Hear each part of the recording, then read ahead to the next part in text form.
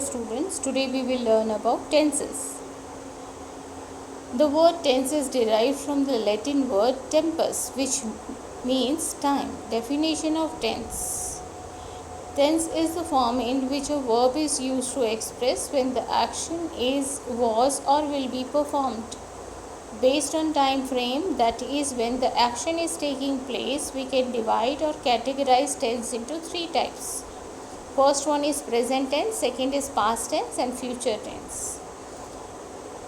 Now definition of present tense: the tense which expresses an unchanging, repeated or reoccurring action or situation that exists only now. It can also represent a widespread truth.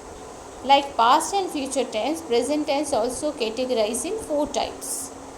Present indefinite tense, you can say simple present tense, present continuous tense, present perfect tense, present perfect continuous tense.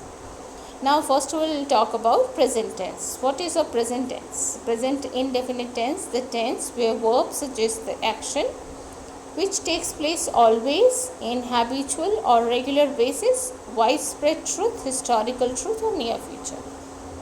Now see the structure for writing this tense: subject plus verb, s or es, depending on the verb, plus object if any, plus extension if any. This is the most important part in the tenses. While learning the tenses, you have to be very careful while learning the structure, because all the sentences you can make only when you know the structure according to the tenses and according to the person given. Example: I go to school. I is subject, go is verb and to school is object. See the second sentence: she dances. She is subject and dances is verb. Now see some more examples are also given according to the table given here. If we are talking about an habitual action, if we are talking about a widespread truth, if we are talking about historical truth, if we are talking about near future. See some examples are also given here, and I have also mentioned over there that what is the subject here, what is the verb, and if there are any extension in the sentence. Now for interrogative and negative sentence in present indefinite tense, we use do or does depending on the person. Simple present tense expresses habitual action, present state or a condition, future action, general truths or facts. C. For repeated or regular action in present time period, see the example: I take the train to the office. If we are talking about I, we have to use only the root form of the verb. John sleeps 8 hours every night during the week. John is singular subject and sleeps, if we are writing, then verb plus s. For facts: the president of the USA lives in the White House. For habits: I get up early every day. They travel to their country house every weekend. For things that are always or generally true: it rains a lot in winter, like this. Read all the examples given here very carefully and try to understand how we are using the verb over here in the sentences in simple present tense. Now some more clues I am giving it to you, that the spelling of the verb in the third person differs depending on the ending of that verb. First, for verb that ends in O, CH, SH, SS, X or Z, we use ES in the third person. Go become goes, catch become catches, wash become washes, like this. For verbs that ends in a consonant plus Y, we remove the Y and end IES. See the first word Mary, MARRY. Here the word R is a consonant and we are using Y with it. It become marries. Study become studies. Carry become carries. Worry become worries. For verb that end in vowel plus Y, we just add S. Play become plays.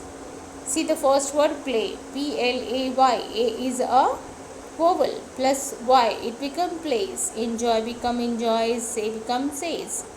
When the subject is he, she or it, we add doesn't between the subject and the verb to make a negative sentence. Example, he, she, it doesn't speak German. The following is the word order to construct a basic negative sentence in English in the present tense using don't or doesn't. See the structure: subject plus don't plus doesn't plus verb plus the rest of the sentence. I don't like cats. We are using I, and if we are writing I, we are starting our sentence with I. We have to use do plus not. To make a question in the English, we normally use do or does. It is normally put at the beginning of the sentence. We use do at the beginning of the affirmative sentence to make it a question. We use do when a subject is I, you, we or they. Do I, you, we, they speak English? When the subject is he, she or it, we add does at the beginning to make the affirmative sentence a question. See the examples. Does he, she, it speaks French? We don't use do or does in question that have the verb to be or modal verbs can, must, might, should, etc. The following is the word order to construct a basic question in English using do or does. See the structure given here.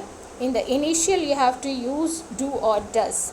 If you are talking about a singular subject, we have to use does, and if we are talking about the plural or I, we have to use do. Now concentrate on the structure: do or does plus subject plus verb plus rest of the sentence. Now see the example. Do you like cats? Simple present tense of verb. Let us revise this again. Used to refer to the repeated or regular action, and it is usually used with adverbs.